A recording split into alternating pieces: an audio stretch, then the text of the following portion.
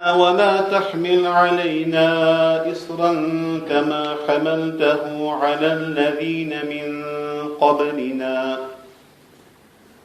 ربنا ولا تحملنا ما لا طاقة لنا به واعف عنا واغفر لنا وارحمنا أنت مولانا فانصرنا على القوم الكافرين صدق الله العظيم.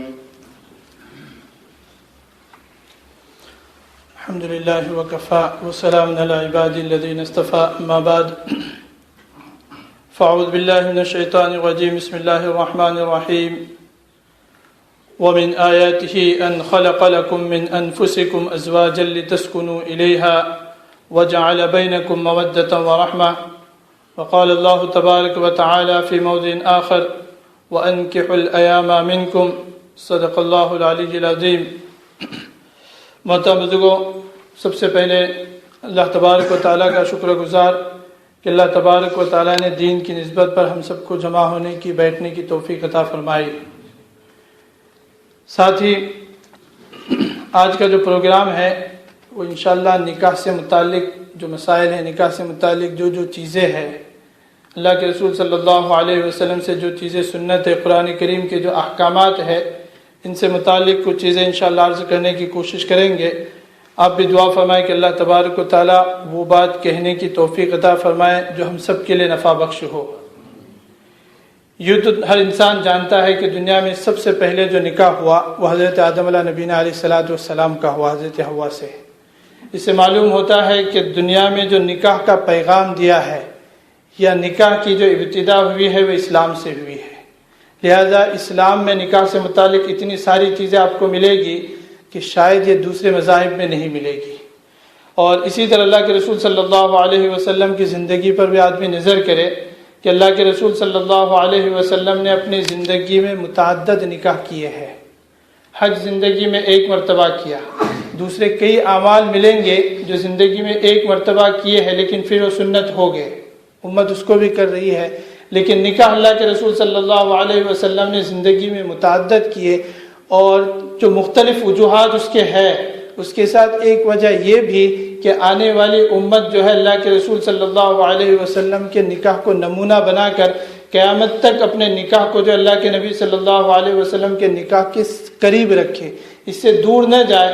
اور نکاح کے اتنے سارے مسائل کہ امام مسلم رحمۃ اللہ علیہ نے اپنی صحیح مسلم میں تقریباً 50 سے زائد احادیث کو جمع کیا ہے کتاب النکاح کے اندر، کہ جن میں صرف نکاح سے متعلق اللہ کے رسول صلی اللہ علیہ وسلم کے وقت جو نکاح ہوئے، کسی صحابی کا واقعہ، اللہ کے رسول کے نکاح کا واقعہ، یعنی جو چیزیں ہو سکتی ہے اللہ کے رسول صلی اللہ علیہ وسلم کی امام مسلم نے 50 سے زائد احادیث ایسی جمع کی جو کتاب النکاح میں ہے.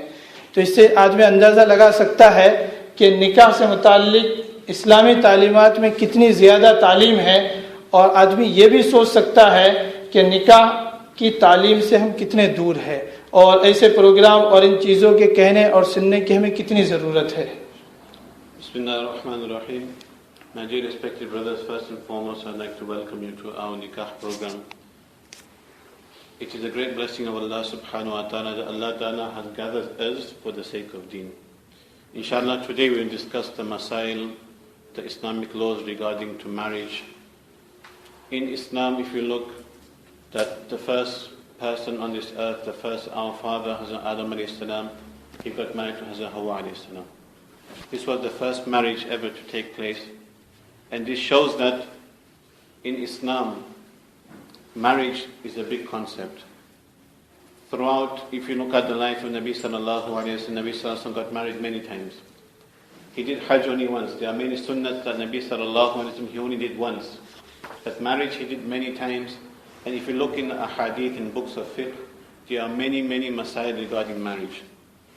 Only in the book Sahih Muslim there are 50 ahadith or more than 50 ahadith regarding to marriage.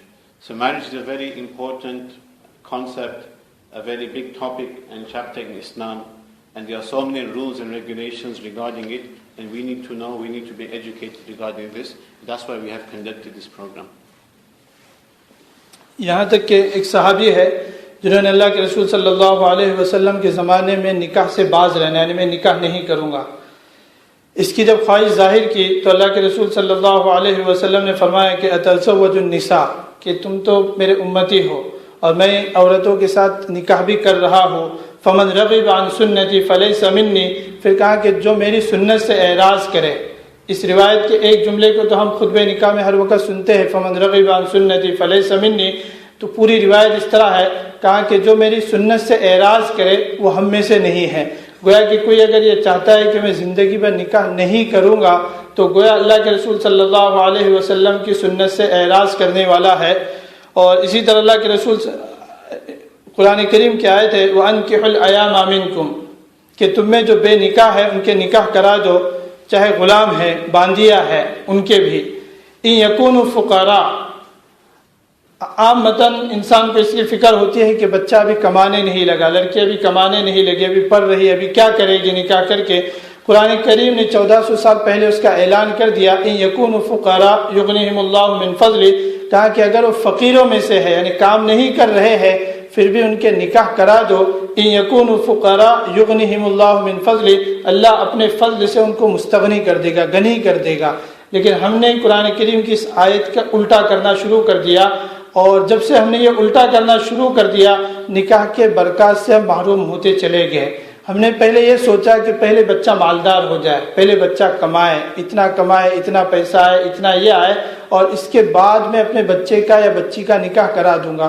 قرآن کریم نے پہلے ہی کہہ دیا کہ إِن يَكُونُوا فُقَرَاءَ، اور یہاں پر فصاحت اور بلاغت کی کسی اور لفظ کو نہیں لایا کہ آدمی سمجھ نہ پائے کہ اس سے مراد کیا ہے، بلکہ فقیر جو عام محاورے میں آدمی استعمال کرتا ہے اور جس کو ایک عام آدمی بھی سمجھ سکتا ہے کہ فقیر کسے کہتے ہیں، تو اللہ نے یہی کہہ دیا کہ اگر وہ فقراء میں سے ہے، کہ اگر تندرست ہے، مال ان کے پاس نہیں ہے، لیکن پھر بھی نکاح کی عمر کو پہنچ گیا ہے اور اس کے جوڑ کا صحیح نسبت مل رہی ہے، تو اس کا نکاح کرا دو.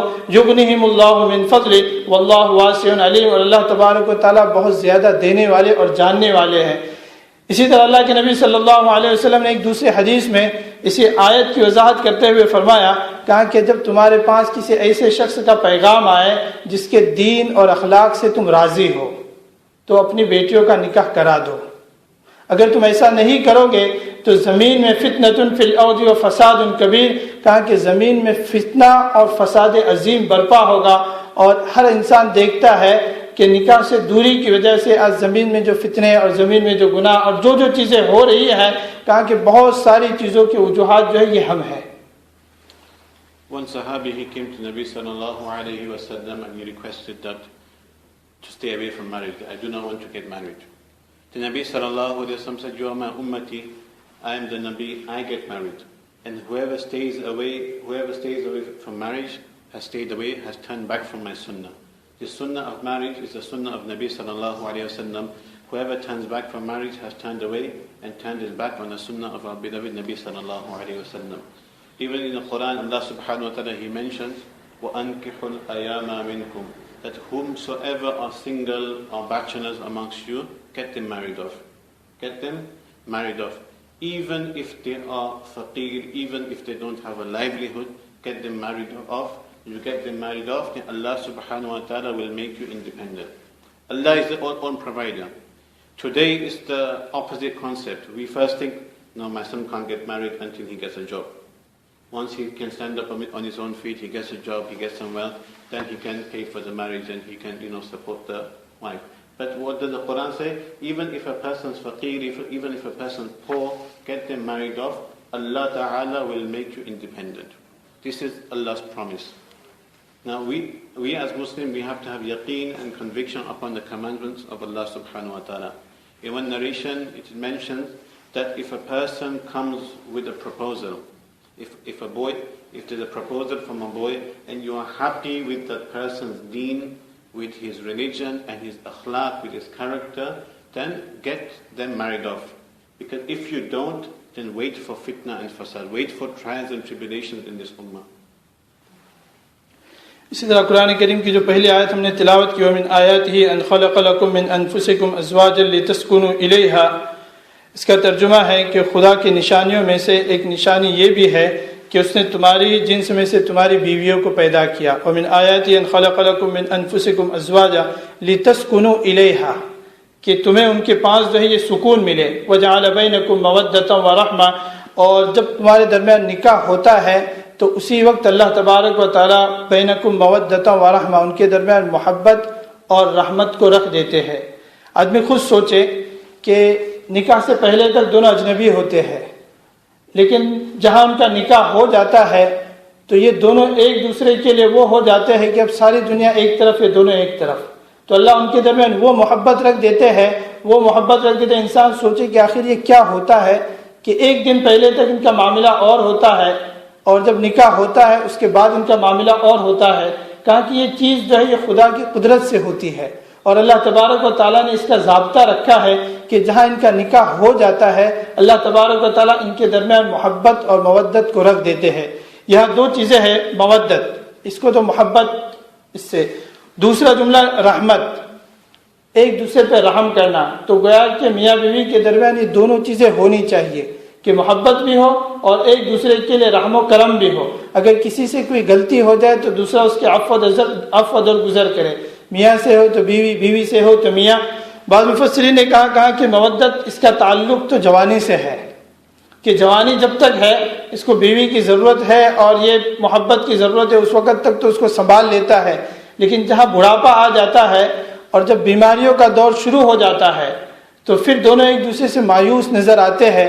تو کہا کہ یہ مایوسی بھی نہیں ہے، بلکہ اللہ تبارک و تعالیٰ نے تمہارے نکاح کے وقت ہی تمہارے درمیان رحمت کا پہلو بھی رکھ دیا تھا کہ اب ایک کو دوسرے کی ضرورت ہے تو ایک دوسرے کو مدد کرے گا، دوسرے کی خطا ایک معاف کرے گا، دوسرے کو جو بھی ضرورت ہے.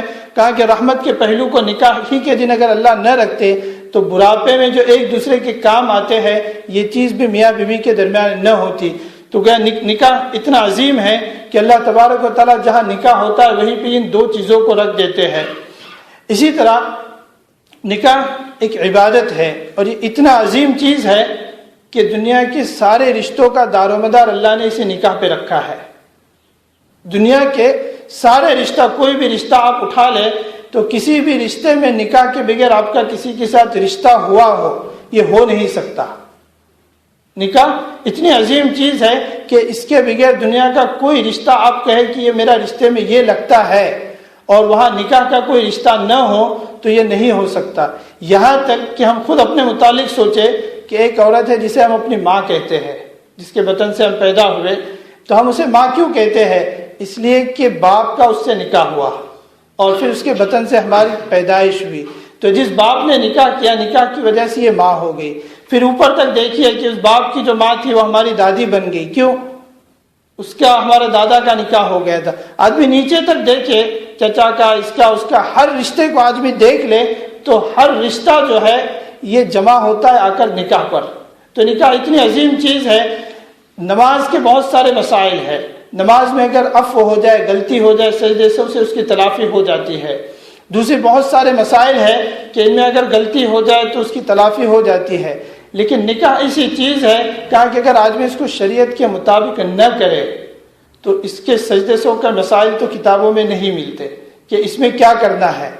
اگر گڑبڑ ہو جائے یا آدمی صحیح نہ کر پائے تو پھر اس میں آگے اس کو کیا کرنا ہے. تو کہا کہ اسی لیے ہر نوجوان کو کہ شادی سے پہلے کہا کہ نکاح سے متعلق جو مسائل ہے، کس طرح اس کا نکاح صحیح ہو، کس طرح اس کی بعد کی زندگی، کہا کہ ہر ایک کو اس کی فکر ہونی چاہیے.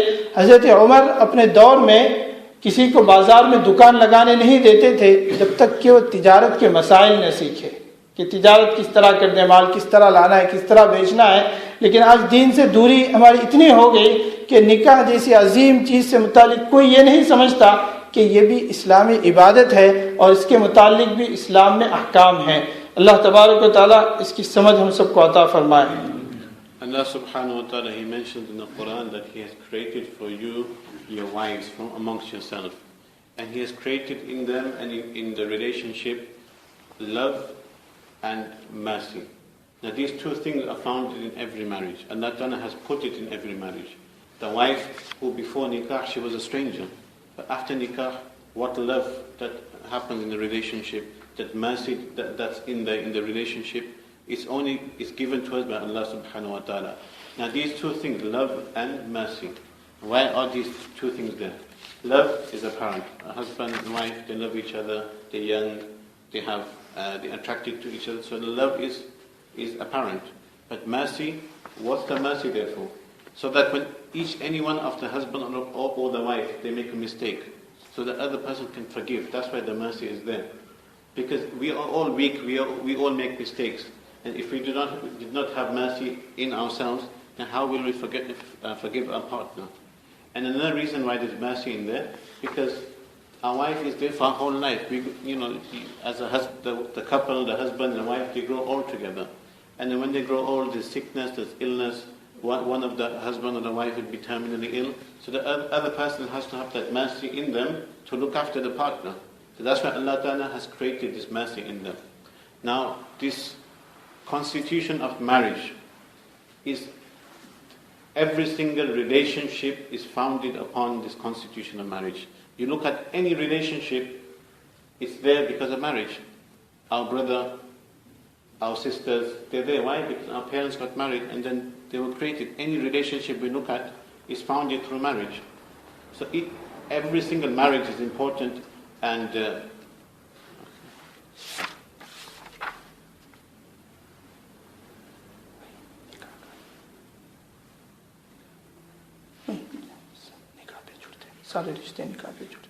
yeah, so every relationship is founded upon marriage, and it's important we learn the Masail regarding marriage, so that our future becomes bright. Hazrat Umar radiallahu anhu, when somebody wanted to open a business, he would not let them open a business until they learned the Masail regarding business, regarding tijarat. In the same way, day by day people are getting married, but we don't know the Masail regarding marriage. So it's important that before we get married, we learn all the Masail so that our marriage is correct, and our marriage is according to the Sunnah of Nabi sallallahu alayhi wa sallam, and according to the commandments of Allah subhanahu wa ta'ala mentioned in the Quran. इसी तरह निकाह को क्यों मशरू किया शरीयत इस्लाम ने, तो उसकी तकरीबन 7 हिकमतें हैं। पहली चीज़ ये कि इंसान की फितरत में जिनसी मैलान और जज्बात मौजूद है, लिहाजा इस्लाम ने जो ऐन दीन फितरत है, यानी फितरत के मुताबिक दीन है, इसकी सही तकमील और उसको सही पूरा करने के लिए निकाह को मशरू करार दिया। दूसरी चीज़ है कि इस्लाम ने कसरत नस्ल की तरगीब दी। इसलिए अल्लाह के रसूल सल्लल्लाहु अलैहि वसल्लम ने फरमाया कि तज़व्वजुल वदूदुल वदूद, कहा कि ऐसी औरतों से निकाह करो जो बहुत ज़्यादा बच्चे देने वाले और मोहब्बत करने वाली। कसरत नस्ल ये भी इस्लाम में मतलूब है। इसी तरह शरई निकाह के ज़रिए इंसान को सही सुकून और उसके नफ्स को इत्मीनान वाली ज़िंदगी हासिल होती है। अगर निकाह न हो तो ये चीज़ भी उसे हासिल नहीं होगी। इसी तरह शरई निकाह से रुकावट की सूरत में इंसान अपनी ख्वाहिशात की तकमील के लिए बदकारी का रास्ता इख्तियार करेगा और जिसके ख़तरनाक और घिनौनी नताइज सामने आते हैं। और नस्ल इंसानी की सही बका के लिए आदतुल्लाह यही है कि इंसान वालिदैन के ज़रिए वजूद में आता है और फिर इनके साथ रहकर ये सही तरबियत पाता है। इसी तरह निकाह ये आपसी रिश्तों को जमा करता है। अरबी में निकाह को तनाकहतिल अशजार, यानी जब दरख्त एक दूसरे से मिलते थे तो अरब इसको इस्तेमाल करते थे कि तनाकहतिल अशजार, कहा कि निकाह के ज़रिए भी दो ख़ानदान आपस में मिलते हैं। जैसे किसी ख़ानदान की लड़की है, किसी ख़ानदान का लड़का है, जब निकाह होता है तो निकाह के ज़रिए उनके दरमियान रिश्ता होता है। तो जिस तरह दो दरख्तों की टहनियाँ एक दूसरे से मिलने लगती है, इसी तरह निकाह के ज़रिए दो ख़ानदानों की जो टहनियाँ यानी जो उनके बच्चे हैं ये एक दूसरे से मिल जाते हैं। तो तनाकहतिल अशजार यानी निकाह ये ज़म और मिलाने के लिए है। अब निकाह का हुक्म, कहा कि जो शख्स निकाह की कुदरत रखता है, उसको निकाह की ख्वाहिश है, इसी तरह ये नाना नफ़का यानी बीवी का खर्चा वगैरह इसको बर्दाश्त कर सकता है, तो ऐसे हर शख्स के लिए निकाह यह जो सुन्नत है, मुस्तहब है कि ऐसा हर शख्स निकाह कर ले। वरना ये ना हो कि वो निकाह नहीं करेगा और निकाह न करने की वजह से गलत कार्यों में और गलत चीज़ों में फंस जाएगा कि निकाह नहीं है, अकेला पड़ा हुआ है, फैमिली की जिम्मेदारी नहीं, कमा रहा है, खा रहा है, पी रहा है और अपना पैसा जो ये गलत जगह पे इस्तेमाल कर रहा है। तो जो कमा रहा है, जो इस्तिताअत रखता है, तो ऐसे हर एक के लिए निकाह ये जो है ये सुन्नत है। There are many benefits of getting married. A person, each person, Allah Ta'ala has created each man and each woman with desires, and the lawful way of acting upon these desires is by getting married. If a person is not able to get married, then he will be involved in doing illicit acts. So that's why it's very important.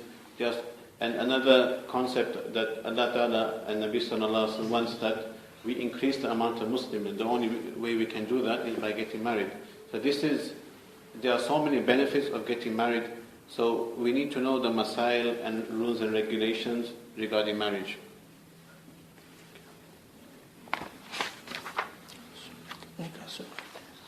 Nikah is also a sunnah. A person who has the means to get married, he's single, then it is sunnah, is mustahab for a person to get married. इसी तरह जब इंसान का निकाह का इरादा हो गया कि अब मुझे खुद निकाह करना है या बेटी का निकाह करना है या बेटे का निकाह करना है, तो सबसे पहले ये 3 चीज़ें हैं जो निकाह के मुकद्दमात से इनको शुमार किया जाता है। पहली चीज़ है कि मियाँ बीवी में मतलूबा सिफ़ात, क्या क्या सिफ़त होनी चाहिए, कि अगर हम लड़की देख रहे हैं तो लड़की किस तरह होनी चाहिए, या अपने लड़की के लिए लड़का देख रहे हैं तो वो लड़का किस तरह होना चाहिए। दूसरा ये कि निकाह से कब्ल दोनों एक दूसरे को देख ले, ये भी शरीयत में मतलूब है। और तीसरा है कि खितबा, यहाँ वहाँ पैगाम दिया जाए और पैगाम के बाद वहाँ से जवाब आए, जिसको हम मंगनी वगैरह इससे ताबीर करते हैं। अब ये 3 चीज़ें हैं, इन तीनों चीज़ों के तफसीली मसाइल। पहली चीज़ तो मियाँ बीवी में मतलूबा सिफ़ात, कि लड़का हो या लड़की उसमें क्या क्या सिफ़त होनी चाहिए। तो इस्लाम ने एक जोड़े के इंतखाब में दर्ज झेल सिफ़ात को मद्दे, पहली चीज़ तो दीनदारी देखी जाए, कि अगर लड़की भी देख रहे हैं या लड़का देख रहे हैं, जो भी देख रहे हैं, लेकिन उसकी दीनदारी पर पहले नज़र हो कि दीनदारी में वो कहाँ तक है, दोनों की दीनदारी और बाखलाक हो। इसी को हदीस में फरमाया जिसको हमने पहले जिक्र किया। इसी तरह नसब वाला हो, लड़का है या लड़की है, साबित नसब हो, जिसका नसब जो है ये मालूम हो। ये नहीं है कि कौन से ख़ानदान से है, किस नसब से है, औलाद कहाँ से है, क्या है। कहा कि ऐसे शख्स से जहाँ तक हो सके बचते रहे।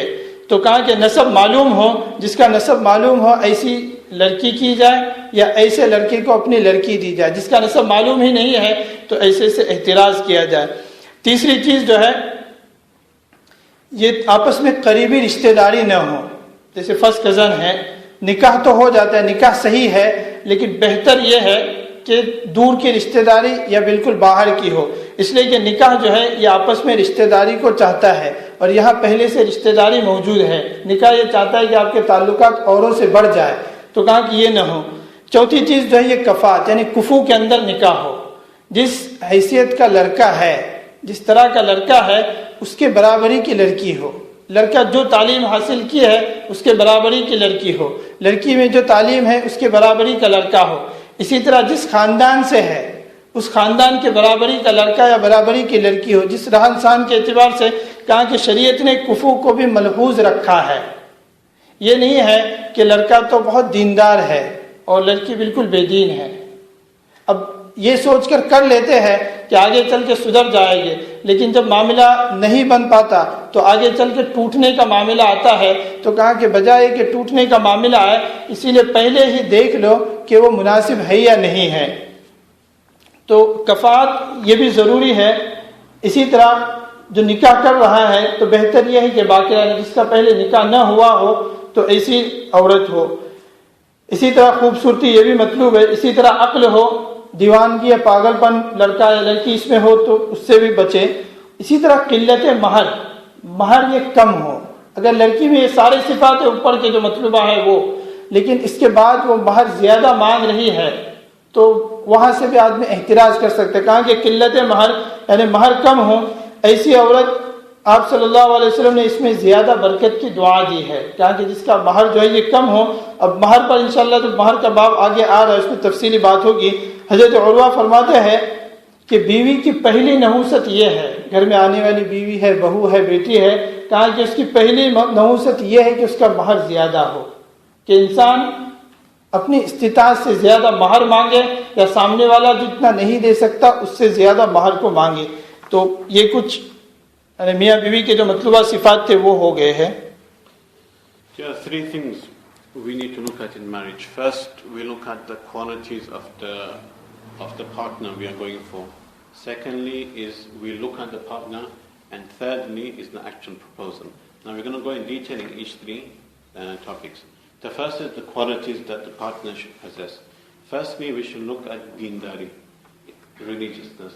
that if the partner we look at, he or she, they have a level of they have a level of piety in them, then this is ideal quality. And this is the first quality we should look at. That is that person pious? Are they praying namaz? Second quality is family background. We should, when you look at a future spouse, then we should make sure we know who the khandan, the family is. That these are a certain family and they are good family. They are trustworthy, reliable, and honorable family. So this is another quality and thing that we must look at when we go to look for a spouse. Thirdly, we should try to avoid close relations like our first cousin, because the concept of nikah and marriage it tries to bring two families together. That's what Islam wants, that two families who are strange with one another, we try to bring them closer. Now if you get married to your first cousin, you're already close anyway. So we should ideally, although it is permissible to get married to the first cousin, but ideally it's not the best thing. And the best thing is to find someone who's slightly further away, so that two families can come together.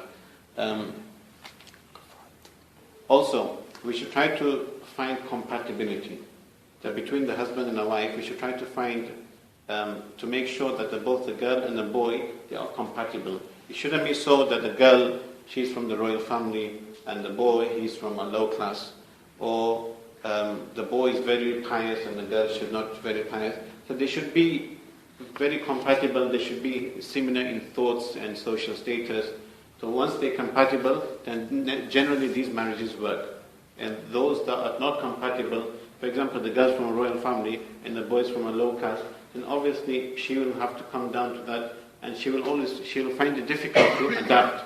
So this should be avoided. Also, ideally we should try to go for virgins. We should try to look for girls who do not demand too much mahar, because a person has the right to refuse it. If all the qualities are there, but she demands a very high mahar, a very high dowry, then we have the right to refuse. And Nabi sallallahu alaihi wasallam has said that those who need or ask for very little mahar, then Nabi sallallahu alaihi wasallam has given dua for barakah and blessings in that marriage. اسی طرح دوسری چیز کہ نکاح سے قبل دونوں ایک دوسرے کو دیکھ لیں. کسی کا نکاح کا ارادہ ہو اور بظاہر اپنے پیغام کی قبولیت کا بھی امکان ہے کہ جہاں پیغام دے رہا ہے وہاں اس کے لیے ہاں بھی کہہ سکتے ہیں، تو اسلام نے اس لڑکی کو دیکھنا یہ مستحب قرار دیا ہے. گرچہ اس لڑکی کی اجازت ہو یا نہ ہو، اس کی اجازت ضروری نہیں ہے، بلکہ کہیں آتے جاتے بھی نکاح کی غرض سے یہ اس کو دیکھ سکتا ہے.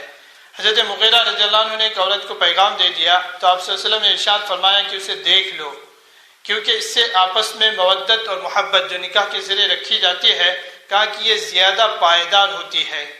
اسی طرح ایک دوسرے صحابی ہے جنہوں نے ایک جگہ پیغام دے دیا تو اللہ کے رسول صلی اللہ علیہ وسلم نے فرمایا، چونکہ وہ عورت انصار سے تھی، کہا کہ تم پہلے دیکھ لو، اس لیے کہ انصار کی آنکھوں میں کچھ ہوتا ہے. ہر کمیونٹی کا، ہر جگہ کے لوگوں کا جو بناوٹ ہے اس میں کوئی نہ کوئی فرق ہوتا ہے. تو انصار کی آنکھوں میں یا تو سفیدی ہو یا کہ آنکھوں میں کوئی الگ چیز ہو جو دوسروں میں نہ ہوتی ہو، اور ہر ایک اس کو پسند کرے یہ بھی ضروری نہیں ہے. تو اللہ کے رسول صلی اللہ علیہ وسلم نے صحابی سے کہا، جب انہوں نے کہا کہ میں نے انصار میں پیغام دیا تو کہا کہ نکاح سے پہلے دیکھ لو، اس لیے کہ ان کی آنکھوں میں کچھ ہوتا ہے. یہ نہ ہو کہ نکاح کے بعد جب تم دیکھ لو تو تم پھر وہاں کہہ دو کہ میں نے پہلے دیکھا نہیں تھا. اس لیے اسلام نے نکاح سے پہلے دیکھنا یہ بھی مطلوب ہے، دونوں ایک دوسرے کو دیکھ لے، اور دیکھنے کے بعد لڑکی کو بھی اختیار ہے، لڑکے کو بھی اختیار ہے. اب یہاں پر دیکھنے میں لڑکی کی صرف ہتھیلی اور چہرہ اتنے حصے کو دیکھ سکتا ہے. اس سے زیادہ بدن کو دیکھنا یا لڑکی کو دکھانا یہ بالکل حرام ہے. بات صاف. ہتھیلی چہرے سے اس کی خوبصورتی وغیرہ اس کا اندازہ ہو جاتا ہے، ہتھیلی سے اس کے رنگ روپ کا اور اسی طرح اس کے حسن و جمال یا موٹاپا وغیرہ اس کا اندازہ اسے ہو جاتا ہے. اس سے زیادہ لڑکا لڑکی کو دیکھ نہیں سکتا. اسی طرح لڑکی بھی ہے، یہ لڑکے کو دیکھ سکتی ہے، جو سطر ہے اس کے علاوہ جتنا بھی بدن ہے اس کو وہ دیکھ سکتے ہیں. پھر اس کے بعد دونوں ایک دوسرے کو ہاں یا نہ جو بھی کہنا ہے یہ کہہ سکتے ہیں. ایک مرتبہ دیکھنے سے اگر اطمینان نہ ہو تو ایک سے زائد مرتبہ بھی دیکھ سکتے ہیں. جیسے ایک مرتبہ دیکھا لیکن ابھی اطمینان نہیں ہوا تو اس کے بعد بھی دیکھ سکتا ہے وغیرہ. تو ایک یا دو مرتبہ یا اس سے زیادہ بھی اگر دیکھنے کی ضرورت ہے دیکھ سکتا ہے.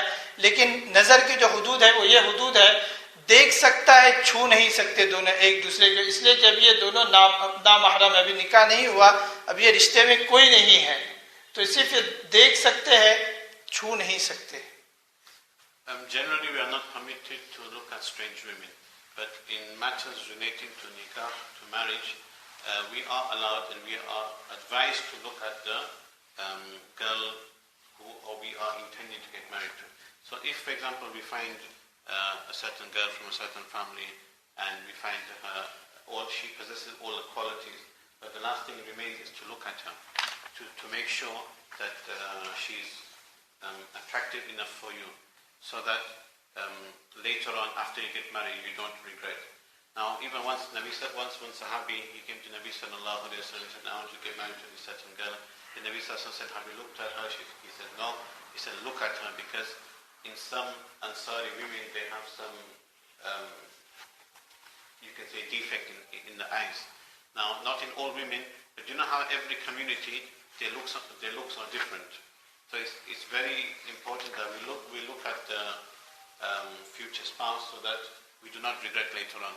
And what are the limits that we are only allowed to look at the face and the palms to give us an idea of her beauty. We are not allowed to look at anything else, and we are not permitted to touch her because she is still strange. And if a person is not satisfied in the first meeting, then he can go again the second time to look at her. But only he is permitted to look at the face and the palms. جب دیکھنے کے بعد اطمینان ہو گیا کہ یہ لڑکی اسے کرنی ہے تو اس کے بعد جو ہے وہاں پیغام دیا جائے. جیسے عامتاً دیا جاتا ہے تو صراحتاً پیغام دے گا کہ بھائی آپ کی لڑکی ہمارے لڑکے کو چاہیے، بھائی کے لڑکے کو یا جس کو بھی، تو یہ پیغام دے دے گا. پھر وہاں سے جواب کے لیے جیسے عامتاً ہمارے یہاں وقت لیتے ہیں 2 دن 4 دن جو بھی ہے، تو اس کے بعد جواب آئے گا، تو جواب بھی صراحتاً کہ بھائی ہاں ہم اس کے لیے تیار ہے یا ہماری لڑکی تیار ہے جو بھی. جب یہ ہو جائے اس کے بعد نکاح، اس کے مسائل آگے آ رہے. جب پیغام دیا جاتا ہے تو حدیث میں ہے کہ کسی کا اگر پیغام کہا گیا ہے، مثلا ایک جگہ کسی کی بات ہوئی ہے اور دوسرے کو پتہ چلا کہ یہاں فلانے لڑکے کی بات ہوئی ہے، تو دوسرے کا اسی لڑکی کو پیغام دینا یہ حرام ہے. اس میں بھی بسا اوقات کوتاہی ہوتی ہے کہ جیسے کہ کوئی فیملی چاہتے ہے کہ یہ لڑکی ہو، جب دوسرے کی وہاں بات ہوتی ہے، انہیں پتہ چلتا ہے کہ ابھی یہاں دوسرے کی بات ہوئی ہے، تو پھر ان کو فکر پڑتی کہ ارے یہ تو ہمیں چاہیے تھی. تو دوسرے کا پیغام وہاں ہوتا ہے اور وہ پیغام ہوتے ہوئے کوئی اور جا کے بات کرتا ہے کہ میں نے آپ کی لڑکی ہمارے لڑکے کو چاہیے، رشتہ داری میں ہو یا دور. تو اس طرح کرنا یہ حرام ہے کہ کسی کا پیغام وہاں گیا ہے، پیغام پہ پیغام دینا یہ حرام ہے. اس طرح آدمی نہیں کر سکتا. ہاں پہلے والے پیغام کو انہوں نے جواب دے دیا کہ میں نہیں ہوگا، اس کے بعد آپ دے سکتے ہیں. لیکن پہلے والا پیغام وہاں ہے اور ہم ان کو اشارتاً بھی کہیں کہ آپ ان کو نہ کہہ دو، پھر ہم دیکھتے ہیں یا کیا، تو یہ ساری چیزیں تعریضاً اشارتاً حرام ہو جاتی ہے. اسی طرح کسی کا کہیں پہ پیغام جاتا ہے، پھر معلوم کرتا ہے کہ فلاں لڑکا کیسا ہے، کون جانتا ہے اس کو وغیرہ، تو اس طرح کوئی اگر ہم نے پوچھنے آئے تو جو بھی چیز اس میں ہے وہ سچ سچ بتا دینی چاہیے، کسی بھی فیملی کا ہو.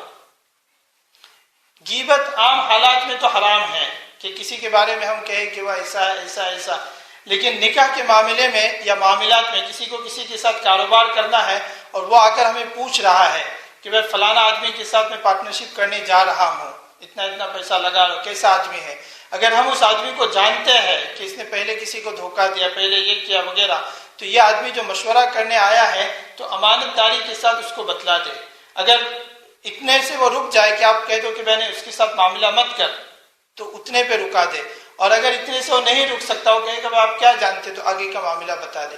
اسی طرح نکاح کے معاملے میں کوئی آپ کو پوچھنے آئے کہ فلانا لڑکی کیسی ہے، فلاں کی لڑکی، فلاں کا لڑکا، تو کہا کہ وہاں بھی جو چیز آپ جانتے ہیں وہ امانت داری کے ساتھ، نہ تو زیادتی ہو اس میں کہ آپ ایک چیز جانتے تھے لڑکی کے متعلق آپ نے 10 چیزیں بتا دی، اور نہ ہی کم ہو کہ آپ یعنی آگے پیچھے بھی نہ ہو، بلکہ امانت داری کے ساتھ اگر کوئی چیز ہے تو بتلا دے، کوئی چیز نہیں ہے تو بتلا دینے میں لوگ اچھے ہیں، فیملی اچھی ہے، لڑکا اچھا ہے.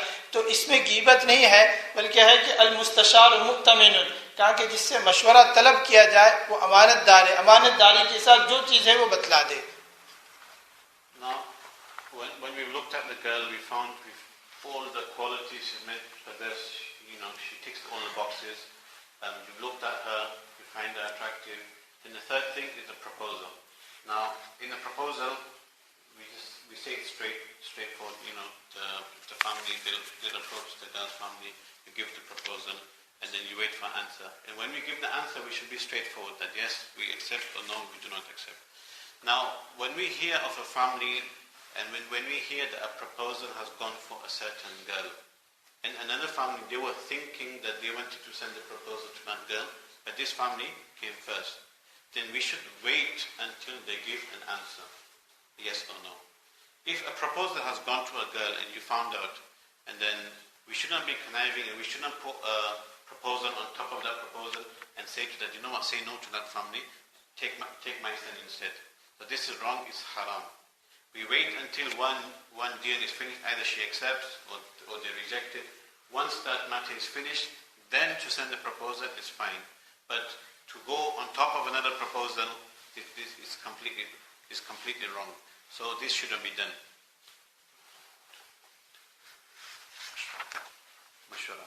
Also, if somebody comes to us and asks us for mashwara, for consultation regarding a certain girl or a certain boy, that we are intending to get our son or daughter married to this family, what do you know of that girl and what do you know of that boy? At this time, generally we are not allowed to backbite. It's haram to do ghibat. But in this faults in the boy or the girl, because that person's life that they're questioning about. So in that situation, we are allowed to reveal if there's any negativity in that girl or that boy. We are allowed to mention, and it would not be classed as ghibat. It will not be classed as ghibat because they are coming to us in confidence. And when the person comes to us for consultation, it's important that we are trustworthy in our answers. Also, if, for example, we want to set up a business, and we want to do a partnership with a certain person, then we are allowed to ask people that, what do you know of this person? Is he trustworthy, or is he a con artist? Has he done people over in the past? Now, if you find that he's trustworthy, then you can go ahead. But then we should speak the truth. This will not be classified as backbiting. اسی طرح پیغام کس کو دینا ہے، لڑکے والے یا لڑکی والے؟ عامتاً لڑکے والے لڑکی والوں کو دیتے ہیں، لیکن شرعی اعتبار سے دونوں طرف سے ہو سکتا ہے۔ اگر کبھی لڑکی والے اشارتاً بتلا دے کسی لڑکے والوں سے تو عامتاً ہم اس کو معیوب سمجھتے ہیں، کہتے ہیں کہ ہمارے لڑکے کو اس نے لڑکی بتایا یا ہمارے لیے انہوں نے بتا دیا، کہ اس لڑکی کو کم درجہ سمجھتے ہیں، لیکن بات ایسی نہیں ہے۔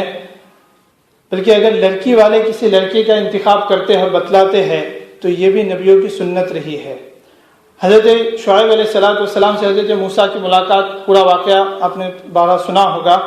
جب حضرت شعیب کی بیٹی کی حضرت موسیٰ مدد کرتے ہیں، اور جب حضرت شعیب کے پاس بیٹی آتی ہے تو بیٹی کہتی ہے کہ یہ امین تھا اور امانت دار بھی ہے، یہ طاقتور بھی ہے۔ حضرت شعیب علیہ السلام حضرت موسیٰ سے درخواست کر رہے، جس کو قرآن نے ذکر کیا کہ انی ارید ان انکحک احدی ابنتی، یہ میری دو بیٹیاں ہیں، ان میں سے جس سے چاہو میں تمہارا نکاح کرا دوں۔ تو حضرت شعیب نبی ہے، حضرت موسیٰ کو خود سامنے سے کہہ رہے میری دو بیٹیوں میں سے جس سے چاہو میں تمہارا نکاح کرا دوں۔ تو لڑکی کی طرف سے آفر دی گئی ہے، یہ بھی نبیوں کی سنت ہے۔ اسی طرح حضرت عمر رضی اللہ عنہ کی صاحبزادی ہے حضرت حفصہ، جو اللہ کے رسول صلی اللہ علیہ وسلم کے نکاح میں آئے۔ تو حضرت حفصہ سے نکاح سے متعلق جب حضرت حفصہ بیوہ ہو گئی تو حضرت عمر رضی اللہ عنہ نے خود سامنے سے حضرت عثمان رضی اللہ عنہ سے بات کی، کہا کہ اگر تم چاہو تو حضرت حفصہ سے تمہارا نکاح کرا دو، لیکن حضرت عثمان نے کوئی جواب نہیں دیا۔ اس کے بعد خود حضرت عمر نے حضرت ابوبکر سے بات کی اپنی بہن کے بارے میں، لیکن حضرت ابوبکر چونکہ اللہ کے رسول صلی اللہ علیہ وسلم نے ایک مرتبہ حضرت ابوبکر سے کہا تھا، اس راز کو وہ جانتے تھے، اس لیے حضرت ابوبکر نے بھی خاموشی اختیار کی۔ پوری طویل حدیث ہے۔ اس کے کچھ دنوں بعد اللہ کے رسول صلی اللہ علیہ وسلم نے پیغام دیا اور حضرت حفصہ جو ہے یہ ام المؤمنین میں داخل ہو گئی۔ اس کے بعد حضرت ابوبکر حضرت عمر سے ملے اور کہا کہ میں نے آپ کو کوئی جواب نہیں دیا تھا جب آپ نے حفصہ کا مجھ سے ذکر کیا تو شاید آپ کو بہت خراب لگا ہوگا. تو حضرت عمر نے کہا کہ ہاں میں نے تمہیں عزت دی تھی کہ اپنی بہن کی پیشکش کی اور تم نے مجھے کوئی جواب نہیں دیا تھا. تو کہتے کہ بات ایسی نہیں تھی بلکہ اللہ کے رسول نے ایک مرتبہ مجھ سے ان کا ذکر کیا تھا اور اس سے مجھے اندازہ تھا کہ اللہ کے رسول وہاں نکاح کرنا چاہتے تھے. تو کہا کہ اس لیے میں اس راز کو بھی فاش نہیں کر سکتا تھا کہ میں تمہیں یہ بتلا دوں کہ میں نہیں کرتا اللہ کے رسول کرنے والا. اور کہا کہ میں نہ بھی نہیں کہہ سکتا اس لیے کہ اگر میں نہ کہتا اور اللہ کے رسول وہاں پیغام دیتے تو گویا کہ ایک عورت کو میں ناپسند کرتا جو میری ام المؤمنین ہونے والی ہے. تو حضرت ابو بکر نے وہاں سکوت اختیار کیا تھا. تو یہاں سے بھی دیا. اسی طرح اللہ کے رسول صلی اللہ علیہ وسلم نے ازواج مطہرات میں بہت ساروں کو اپنی طرف سے پیغام دیا, لڑکے کی طرف سے. تو دونوں طرف سے دے سکتے ہیں. اگر کہیں پسند آئے بس اوقات لڑکی والے ہچکچاہٹ محسوس کرتے کہ لڑکا پسند بھی ہے لیکن ہم کیسے بولے. اگر ہم بولے تو لڑکے والے سمجھیں گے کہ ہمیں لڑکی ختم کرنا ہے, یہ کرنا ہے. تو ایسی کوئی چیز نہیں ہے, شرعی طور پر یہ کوئی چیز نہیں ہے. A question arises, who shall give the proposal, the boy side and the girl side? Generally, it's a practice that the boy side they give the proposal, but there's nothing wrong if the girl side give the proposal.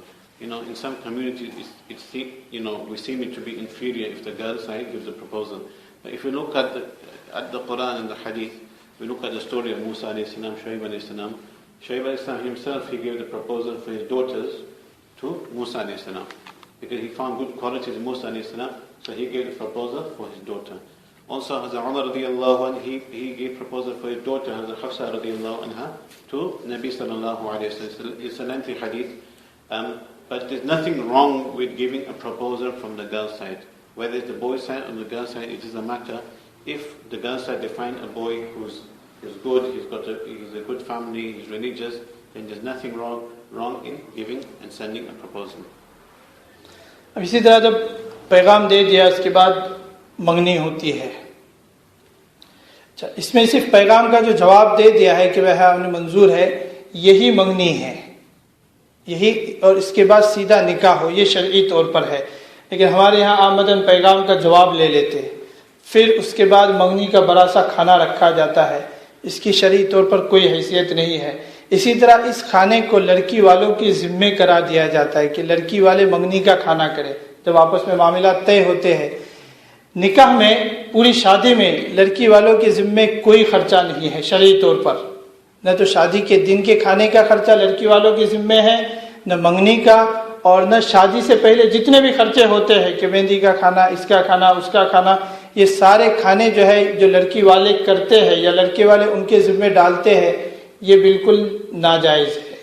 اور احتیاط خود ہمیں بھی کرنا چاہیے کہ ایسے کھانوں میں ہی نہ جائے, اس لیے کہ شادی کی وجہ سے لڑکی کھانا کھلائے. ایک تو اس باپ نے بیچاری کو 20 سال 25 سال پالا, اس کے بعد جب شادی کا وقت آیا تو اب اس کے ذمے اتنے سارے کھانے اور اتنے سارے خرچے قرار دیے جاتے ہیں, تو اس کی کوئی شرعی کوئی حیثیت نہیں ہے, اور شریعت یہ کھانے لڑکی والوں پر یا لڑکی کے ذمے نہیں ڈالتے. اب منگنی کے وقت جیسے کھانا لڑکی کی طرف سے یہ بھی نہیں.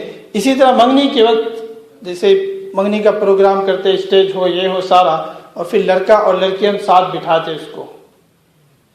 اب آپ خود فیصلہ کرو کہ جیسے پہلے آیا تھا دیکھنے کا مسئلہ, تو دیکھنے میں صرف ہتھیلی اور چہرے کو دیکھ سکتا ہے, چھو نہیں سکتا وغیرہ. اب اسٹیج پہ ہم بٹھاتے ہیں اور شریف ماں باپ ہوتے ہیں, اتنے شریف ہوتے ہیں کہ اپنی بیٹی کو لڑکا کیا کر رہا ہے اس کو بڑے غور سے دیکھتے ہیں. اب چھو نہیں سکتا, چھونا حرام ہے, لیکن اس کے باوجود اس کو اسٹیج پہ بٹھائے گئے اور پھر لڑکے کو کہے گے انگوٹھی پہنا, لڑکی کو کہے گے انگوٹھی پہنا. کیا اس میں چھونا نہیں ہوتا ہے؟ اس میں چھونا, ایک تو یہ کہ اندر یعنی گھر میں ہے 2-4 لوگ ہیں, یہ تو سب کو دکھایا جاتا ہے.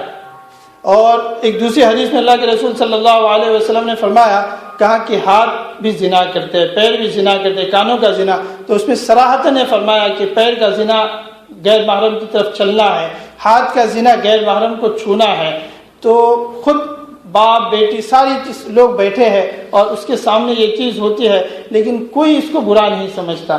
یہ برائی اتنی عام ہو گئی ہے کہ کہاں کہ ہر ایک کے دل سے اس کی جو نفرت یہ جو نکلتی جا رہی ہے, تو یہ چیز یہ بھی غلط ہے. اس میں چھونا ہوتا ہے, اور نکاح سے پہلے یہ دونوں ان کا کوئی رشتہ نہیں ہے, ان کا چھونا. اسی طرح ان کا ساتھ میں جانا, شاپنگ کے لیے کپڑے لینے جا رہے دونوں، یہ لینے جا رہے وہ لینے جا رہے، یہ ساری چیزیں بالکل حرام ہے، بالکل جو غیر محرم یعنی کسی جیسے آپ کی لڑکی کسی اور لڑکی کے ساتھ نہیں جا سکتی، جس سے ابھی کوئی رشتہ نہیں ہوا، جس سے کوئی بات نہیں ہوئی، جیسے اس کے ساتھ نہیں جا سکتی اسی طرح اس کے ساتھ نہیں جا سکتی جب تک نکاح نہیں ہوا۔ جب نکاح ہو گیا تب ان کا رشتہ طے ہو گیا، لیکن خالی بات طے ہو گئی یا خالی رشتہ طے ہو گیا اس سے کوئی فرق نہیں پڑتا۔ یہاں تک کہ یہاں انہوں نے ان چیزوں کو ذکر کیا ہے، کہا کہ عقل مند لڑکی وہ ہے جو ایک مرتبہ پیغام کے لیے دیکھنے کے بعد، یعنی جو رشتہ طے ہوتے وقت اس کے لیے دیکھنے کے بعد کہا دوبارہ نکاح ہونے تک اپنے منگیتر کے سامنے بھی نہ آئے جس سے نکاح ہونے والا ہے۔ اور الحمدللہ یہ چیز پہلے ہمارے معاشرے میں تھی، آج بھی جو لوگ انڈیا وغیرہ سے آئے ہیں کہ جب رشتہ طے ہوتا تھا تو کہا کہ لڑکا جو ہے وہ اس روڈ سے نہیں جاتا تھا، اگر ایک کوک اسٹریٹ پہ اس کا رشتہ طے ہو جائے تو اس راستے سے وہ نہیں گزرتا تھا کہ وہ لڑکی والے دیکھے گی یا لڑکی دیکھے گی یا لڑکے پہ لڑکی کی، تو اس راستے سے وہ نہیں گزرتا تھا جب تک نکاح نہ ہو۔ اور آج تو یہ ہو گیا کہ نکاح سے پہلے جو سارے ان کے معاملات ایسا لگتا ہے کہ ان کا آپس میں نکاح ہی ہو گیا ہے، اور جب کوئی کہتا ہے تو کہتے ہیں کہ ایسی کوئی بات نہیں، ان کا دل صاف ہے، یعنی اگر کبھی بات بولو تو کہتے ہیں کہ کیا مولوی صاحب وہ تو بچے ہیں کرنے دو ان کو، یا کہتے ہیں کہ اگر بچے تو بچے کے باپ وغیرہ یہ لوگ چھوتے ہیں، جب ابھی منگنی ہوئی ہے اس وقت جا کے ملنا دوسرے رشتہ دار وغیرہ، یہ چیزیں بالکل حرام، یہاں تک کہ جو چھونے کا زنا ہے اس کے اندر شامل ہوتی ہے۔ اللہ تبارک و تعالیٰ سب کی حفاظت فرمائے۔ اب ہم کہتے ہیں کہ دل صاف ہے، دل صاف ہے، تو پھر ہم پوچھیں گے آپ سے کہ آپ کا بیٹا جو ہے حضرت یوسف سے بھی زیادہ پاک باز ہے۔ پھر تو حضرت یوسف کو زلیخا نے جب بلایا اور حضرت یوسف تو مکمل اور اچھی طرح وہاں سے بچ کے نکل گئے، قرآن کریم نے اس کو وضاحت کے ساتھ ذکر کر دیا کہ یوسف سے کوئی غلطی نہیں ہوئی، نہ چھونا ہوا نہ کچھ ہو گیا۔ حضرت یوسف کو سامنے سے اس نے برائی کی دعوت دی اور حضرت یوسف وہاں سے بچ کے نکل گئے، لیکن وہاں سے بچ کے نکلنے کے بعد حضرت یوسف کہتے ہیں کہ وما ابرئ نفسی، اس یہاں سے بچ کے نکلنے میں بھی میں اپنے نفس کو بری نہیں سمجھتا۔ نبی کا نفس ہے، حالانکہ نبی کے متعلق یہ عقیدہ ہے کہ ان کا نفس جو یہ معصوم ہوتا ہے، ان سے گناہ سرزد نہیں ہوتے۔ امتی کا نفس جو یہ معصوم نہیں ہوتا، اس سے کچھ بھی ہو سکتا ہے۔ جتنے بھی انبیاء گزرے ہیں ان میں سے کسی سے بھی زنا والی برائی جو ہے یہ نہیں ہوئی، تو نبی کا نفس جو یہ معصوم تھا، لیکن اس کے باوجود حضرت یوسف کہتے ہیں کہ میں اپنے نفس کو بری نہیں سمجھتا۔ اور اتنے سالوں کے بعد، اور جبکہ معاشرے میں اتنی ساری برائیاں ہیں جس کو خود ہم دیکھتے ہیں کہ صبح سے شام تک کتنی یہ ہوتی ہے، اور شادی کے نام پر بھی کتنی ساری برائیاں ہوتی ہیں، اس کو ہم خود دیکھتے ہیں، لیکن اس کے باوجود بھی ہم بالکل اپنے بچوں کو اس میں لگا دیتے ہیں۔ اگر لڑکی کا رشتہ ہوا ہے، لڑکا آ رہا ہے تو یہ اس کے ساتھ جا رہی ہے، اور خود کا لڑکا ہے تو لڑکی کے یہاں جا رہے، ساتھ میں جا رہے شاپنگ کرنے، یہ کرنے۔ تو یا تو آپ کا لڑکا یا آپ کی لڑکی جو ہے یہ حضرت یوسف سے بڑھ گئی ہے تو وہ بتلا دے تاکہ نبوت کا سلسلہ ابھی تک جاری رہے۔ اللہ کے رسول پہ نبوت بند تو ہو گئی، لیکن اگر یہ لڑکا یوسف سے بڑھ گیا ہو تو نبوت کا سلسلہ جاری رہے گا۔ جنید بغدادی رحمۃ اللہ علیہ سے کسی نے پوچھا کہ بھائی غیر محرم سے بات کرنا یا چھونا وغیرہ اس کے بارے میں، تو انہوں نے کہا کہ اگر عورت رابعہ بصریہ ہو، بہت نیک عورت گزری ہے، اور کہا کہ چھونے والا مرد یہ جنید بغدادی ہو، یہ بھی اپنے وقت کے ولی گزرے ہیں، اور کہا کہ جس کتاب کو پڑھا، تعلیم کے لیے پوچھا کہ بھائی تعلیم دینا کیسے ہے، تو کہا کہ جس کتاب کی تعلیم دی جا رہی ہے یہ قرآن کریم ہو، اور کہا کہ جس جگہ تعلیم دی جا رہی ہے وہ کہا کہ کعبۃ اللہ ہو۔ تو ایسے وقت میں، ایسی جگہ میں، ایسی کتاب کی تعلیم کے لیے بھی کہا کہ میں یہ نہیں کہوں گا کہ جنید بغدادی اور رابعہ بصریہ غیر محرم ہے، میں ان کو ملنے کی کہا اجازت نہیں دوں گا۔ قرآن سامنے ہے، کعبۃ اللہ میں ہے، وہاں تو ظاہر ہے کہ کہہ سکتے ہیں کہ برائی نہیں آئے گی دل میں، اور یہاں تو جب شادیوں کا ماحول ہوتا ہے تو بناؤ سنگار کے ساتھ، ساری چیزوں کے ساتھ، بلکہ پوری بے حیائی کی تیاری کے ساتھ ہوتے ہیں، اور وہاں پھر اگر ہم کہیں کہ بچوں کا دل صاف ہے تو یہ سمجھ میں آنے والی بات نہیں ہے۔ یا تو بچوں کا دل صاف ہے کہنے والا یہ کہا جا سکتا ہے کہ اس کا دماغ عقل سے صاف ہے۔ اللہ حفاظت فرمائے۔ Once we send the proposal to the girl or the boy and the proposal is accepted, then that is the engagement. There's no other engagement after that. Normally what happens, or in certain cultures, certain families, that once the proposal is accepted, they have a separate ceremony, a da'wat, to celebrate that engagement. The engagement's done, but they have a ceremony and they invite so many people, and the husband and the fiancé and the girl and the boy who are about to get married, they sit on stage, they're dressed up, and they put the ring on each other's fingers. Now this is totally haram because they are still both strange. We are not allowed. Now we mentioned earlier that when we go to look at the girl, the only thing we are allowed to look at is the face and the hands. Once the proposal is accepted, there's no need to look at her again. The next time you're allowed to look at her is after the nikah. But what happens? Once the engagement is done, we have a ceremony, and even the ceremony, people say that the girl's family have to sort out all the arrangements for the ceremony. So they'll hire the hall, they'll arrange the food. Now in Sharia, if we look that in the concept of, and in the chapter of marriage, the only expenditure comes from the boy's side. That's the walima. There's no other function. The girl's side do not have to incur any expenses for food or for arrangements or anything. So it's only the boy's responsibility to provide the sunnah walima, but the engagement or any other reception or all the other, haldi reception, haldi function and this function and that function. We have so many functions and da'wats and God knows, and we spend so much money, but the girl's side, they don't have to, there is no such thing, and they don't have to incur any expenses. And to touch it, there's so many different forms of zina. There's zina of the eyes, zina of the hand. So when the fiancé, when they give rings to each other, they're holding each other's hands. Now the parents are there, the family are there, they're doing in front of everybody. And we don't think it to be bad, we don't think it to be inferior.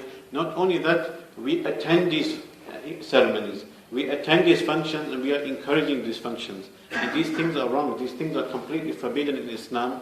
And we should try to, even if somebody invites us, we should not think that, if I don't attend this function, we are going to break their heart. We are going to break their hearts. We are breaking the commandments of Allah, and it's okay, and it's not okay to break somebody's heart. So, my dear respected brothers, these ceremonies, these functions, and even before wedding, the future husband and wife, they go shopping together. They go shopping together once the engagement and once they have the ceremony. People think that it's okay for them to go out, it's okay for them to go on meals and go shopping with one another. But what's the difference? They are not married. They are not married. It's like a boyfriend and girlfriend going out. It's the same thing. Until the couple are not married, they are not allowed to meet each other. They are not allowed to go out. They are not allowed to exchange rings. So all these things are forbidden in Sharia. इसी तरह निकाह से पहले ही जो चिक्सा होता है, मेहंदी होती है, मेहंदी होती है, मेहंदी का खाना वगैरह, ये भी लड़की की तरफ से, इसकी भी कोई शरई हैसियत नहीं है। इसी तरह मेहंदी औरत को सुन्नत तो है, लेकिन आजकल जो लगाती है मेहंदी, जो डिज़ाइन वाली जो मेहंदी लगाना है, ये पूरे हाथ की है। जो कहते हैं ना, मेहंदी की दावत देते हैं, फिर कहते हैं कि मेहंदी तो औरतों को सुन्नत है। मेहंदी औरतों को सुन्नत है, लेकिन मेहंदी लगाने भी दूल्हा आता है, ये कौन सी सुन्नत है नहीं पता। अच्छा, फिर मेहंदी जो डिज़ाइन वाली है, ये शरई मेहंदी नहीं है, सीधी साफ। जो शरई मेहंदी है पूरे हाथ की जो है, और इसकी भी वजह मैं बतला दूं कि जो पूरे हाथ की है, कि चूंकि शादी ब्याह के मौके पर अगर ये बहुत गोरी है तो इसकी हथेली का रंग लोगों में जाहिर होगा। अब हम जो काम कर रहे हैं वो देखना, और शरीयत की मसलियत देखना, हिकमत, कि चूंकि लोग आएंगे, औरतें आएंगी, मर्द आएंगे, तो इसकी हथेली का रंग इस लड़की के जाहिर होगा, जिससे हो सकता है कोई औरत है उसकी नज़र, या कोई मर्द है उनकी नज़र इसकी हथेली की, इसकी गोरी हथेली पे पड़ेगी। तो शरीयत ने इसको मुनासिब नहीं समझा, इसलिए कहा कि उसके लिए मेहंदी लगाए। जैसे कि हज के अय्याम में भी औरतों को यह है कि वो मेहंदी लगाए पूरी, लेकिन इस वक्त जो मेहंदी लगाई जाती है तो बजाय ये कि उसका कलर छुप जाए, बल्कि मेहंदी लगाई किस तरह है उसके लिए आदमी ज़्यादा देखता है कि मेहंदी किस तरह। और फिर मेहंदी लगाने की वजह से ऊपर तक हाथ खुले रहते हैं, पता नहीं ये कौन सी सुन्नत आ जाती है। तो मेहंदी है या दूसरी सारी चीज़ें हैं, इनका खाना जो है اس کی بھی شرعی کوئی حیثیت نہیں. اسی طرح جو چھونے کی بات آئی تھی تو ایک شاعرہ ہے, اس نے چونکہ عورت کے احساسات کو زیادہ اچھی طرح سمجھتی ہے اور وہ زیادہ اچھی طرح بیان کر سکتی ہے, جبکہ ہم کہتے ہیں کہ اس کا دل صاف ہے. تو کہتی ہے کہ لمس میں اس کے وہ جادو ہے کہ ایک لمحے میں, لمس کہتے ہیں چھونے کو, لمس میں اس کے وہ جادو ہے کہ وہ ایک لمحے میں میرے انکار کو اقرار سے بدل دیتا ہے. اب کی لڑکی چاہے جتنی اچھی ہو لیکن لمس میں وہ جادو ہے کہ اس کے انکار کو وہ ایک لمحے میں اقرار میں بدل سکتا ہے. تو کیا آپ یہ چاہتے ہیں کہ شادی سے پہلے منگنی میں اس میں یہ لمس ہو اور اس کے بعد غلط نتائج سامنے آئے اور پھر لوگوں کے سامنے اپنی عزت نہ رہے؟ تو یہ چیزیں اس طرح کی ہے. جب یہ ساری چیزیں ہو جاتی ہیں اس کے بعد پھر نکاح. تو نکاح کے 5 ارکان ہیں, 5 چیزیں ہیں جو نکاح میں ہوگی. ایک تو یہ کہ ایجاب و قبول کے صیغے جو قاضی ادا کرتا ہے, پھر بیوی ہو, شوہر ہو, 2 گواہ ہو اور ولی ہو اور 2 گواہ ہو. اب یہ ہر ایک اس کی تفصیل آئے گی انشاءاللہ. The other functions in marriage, there is no policy in Shariat for them also. For example, like that of the chiksa, the haldi, the turmeric, the function that happens where they put the yellow stuff all over and then they have food arrangements. So there is no basis for this in Shariat. Also, the mehndi. Now, we have a mehndi rasam, a mehndi function also. There is no basis for the function. And even the mehndi in itself, in Shariat, the maqsad of the mehndi, we say sunnah. What is sunnah? Sunnah is to have plain mehndi that covers the whiteness of the skin. That covers the whiteness of the skin, so that in the marriage there are so many people coming and going, so that people do not stay at the whiteness of the skin. So the concept of mehndi is so that her beauty is covered. Even in Hajj, for example, it advised that a woman she wears mehndi so that the whiteness of her skin is covered and she's not attracted by other strange men. So that's the sunnah mehndi. Now to have this pattern mehndi, that's enhancing her beauty and that's showing her beauty off. And not only that, women they wear dresses that cover, they're like those t-shirt dresses. So the whole arm is exposed. So this is not in Sharia. This is not. So even this. Inviting people for the mehndi or inviting people for the rasam and for the girl side to carry out all the expenses, there is no basis in Shariat for this. Now after this, the actual nikah. Now there are 5 things that for the nikah to be completed, there are 5 things necessary. One is the wordings, the ijab and qabul, when you accept the nikah, the wordings. You have to have the husband in there, the wife in there, 2 witnesses and the wali, the responsible of the woman. Once these 5 things are there, then the marriage will be complete. Now inshallah we'll go into detail what these 5 things are. اب یہ کہ نکاح تو یوں تو آدمی نکاح کبھی بھی کرے, دن میں ہو, رات میں ہو, کسی بھی مہینے میں ہو, کسی بھی مہینے میں اسے نکاح منع نہیں, کبھی بھی کر سکتا ہے, اللہ کہ حاجی حج میں ہے اس وقت اسے منع ہے وہاں پہ, لیکن اپنے مقام پہ ہے کوئی بھی کر سکتا ہے. لیکن بہتر اور سنت یہ ہے کہ شوال میں نکاح ہو, اس لیے کہ حضرت عائشہ کا نکاح بھی شوال میں ہوا, رخصتی بھی شوال میں ہوئی. لیکن اس کے لیے کہ وہ سال بھر آدمی بات کر کے رکھے اور اگلے شوال میں ہوگا یہ نہیں, بلکہ اگر مناسب ہے بات ہوگی اور شوال میں ہو سکتا ہے تو شوال میں نکاح کرے, بہتر اور افضل یہ ہے, ورنہ کسی بھی مہینے میں کسی بھی وقت نکاح کر سکتا ہے. دوسرا ہے کہ نکاح کہاں ہو, نکاح کہاں ہو. اللہ کے رسول صلی اللہ علیہ وسلم نے فرمایا, کہا کہ نکاح کا اعلان کر دو, اعلنوا ھذا النکاح, نکاح کا اعلان کرو, وجعلوہ فی المساجد, اور ان کو مسجدوں میں کرو. نکاح کا اعلان کرو اور نکاح کو مسجد میں کرو. کہا کہ مسجد میں لوگ آتے ہیں, وہاں لوگوں کو پتہ چلے گا کہ آپ کے بیٹے کی شادی ہوئی, آپ کے بیٹی کی شادی ہوئی, کہ نکاح کا اعلان کرو اور نکاح کو مسجد میں کرو. جس وقت بھی بہتر اور افضل یہ ہے کہ اگر جمعہ کا دن ملے, جمعہ کے بعد, تاکہ علماء صلحاء وغیرہ ان کی شرکت ہو سکے, تو شوال میں ہو. اچھا, دن کے ابتدائی حصے میں نکاح ہو, یہ زیادہ افضل ہے, جیسے ہمارے یہاں 10-11 بجے جو ہوتا ہے. اگر اس سے پہلے بھی کوئی کر سکتا ہے صبح, اس لیے کہ اللہ کے رسول صلی اللہ علیہ وسلم کی دعا ہے, اللہم بارک لامتی فی بکورہا, اے اللہ میرے امت کے صبح کے جو کام ہیں ان میں تو برکت دے. کہا کہ یہ برکت والا وقت ہوگا, اس میں جب آپ کا نکاح ہوگا تو اس میں برکت آئے گی. تو صبح کے وقت ہو یا شوال کے مہینے میں ہو یا جمعہ کے بعد ہو، کسی بھی وقت کر سکتے ہیں، لیکن کوشش یہ کرے کہ نکاح مسجد میں ہو۔ آج بھی اگر آپ دیکھیں تو عیسائیوں کے وغیرہ ان کے جو نکاح ہے یہ ان کی چرچ میں ہوتے ہیں، لیکن ہم لوگ نکاح کے لیے مسجدوں سے باہر نکلتے جا رہے ہیں کہ نکاح ہال میں ہوگا، نکاح یہاں ہوگا، نکاح وہاں، نکاح کہیں بھی ہو جائے گا، 2 گواہ ہو اور لڑکی کی طرف سے ولی ہو، قاضی راضی ہو، تو ساری چیزیں نکاح کے بھی آپ گھر بیٹھے بھی کر سکتے ہیں۔ تو بہتر یہ ہے کہ نکاح کو جو ہے یہ مسجد میں کرے تاکہ اس کے برکات حاصل ہو، ورنہ پھر آدمی جب بعد میں پریشانی میں ہوتا ہے پھر کہتا ہے کہ مولوی صاحب اب کچھ کرو، تو جب آپ کو کرنا تھا تو آپ نہیں کرتے، اور پھر جب آپ کے ہاتھ سے نکل جاتا ہے تو کہتے ہیں کہ اب کچھ کرو۔ تو نکاح مہینوں میں اور مسجدوں میں ہو جیسا۔ There's no fixed time a person can get married any time in the year. As long as he's not in ihram, he's in hajj or umrah, he's not in ihram. But any other time of the year a person can get married. It's good to get married in the month of Shawwal, because Aisha radiallahu anha, her marriage was in Shawwal, her rukhsati was in Shawwal. But if the marriage gets fixed after Shawwal, then we shouldn't wait for the whole year until Shawwal comes, and any other time. In the day, Nabi sallallahu alaihi wasallam has made dua that Allah give barakah in the mornings, so it's good to get married in the mornings. From the days, Friday is also a good day, after Jummah is also a good time where a lot of pious people are present.